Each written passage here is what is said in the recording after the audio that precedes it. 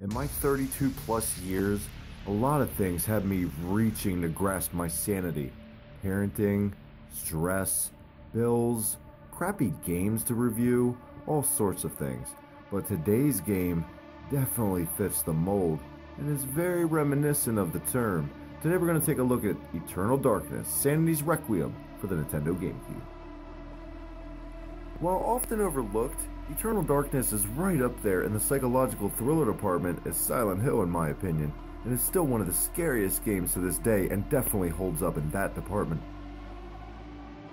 Developed by Silicon Knights and published by Nintendo in 2002, Eternal Darkness was originally planned for the 64. The game's setting is centered on a mansion in Rhode Island, the home of protagonist Alexandra Roivas' grandfather, and a book that Alexandra finds there. It utilizes a third-person view. You must navigate through a number of places, 12 characters you can play as spanning different time periods, like 2,000 some years, as well as sanity effects to enhance the awesomely creepy gameplay.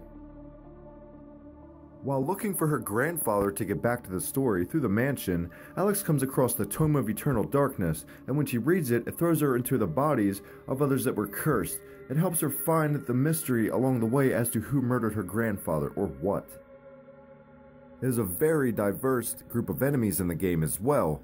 All kinds of creatures to be found here, from the gory, disgusting monsters that come out of their skin to flying books. Things start to get rather interesting when you have a meter in the top of the screen, your sanity meter, which is green, and when you're spotted by a group of monsters, your sanity meter goes down more and more the more you're spotted. And when this happens, oh boy does this game get interesting fast. Really creepy. The mood in the game is just off the charts. This game is great. Each of the characters in the game have their own specific sanity effects, and I'm not going to spoil that here, they're all very awesome. Now, as great as this game is, it can be a gigantic asshole, don't ever get that twisted. Some of the sanity effects, this is actually hilarious that the game developers did this. The actual controller will come up on the screen and say your controller has been disconnected if your sanity meter is low, but I didn't know this the first time around and it tricked the hell out of me and I was killed by a group of monsters. When my sanity meter arose, magically my controller was fine again. This is a very deep game with a couple of weapons, items, all kinds of stuff.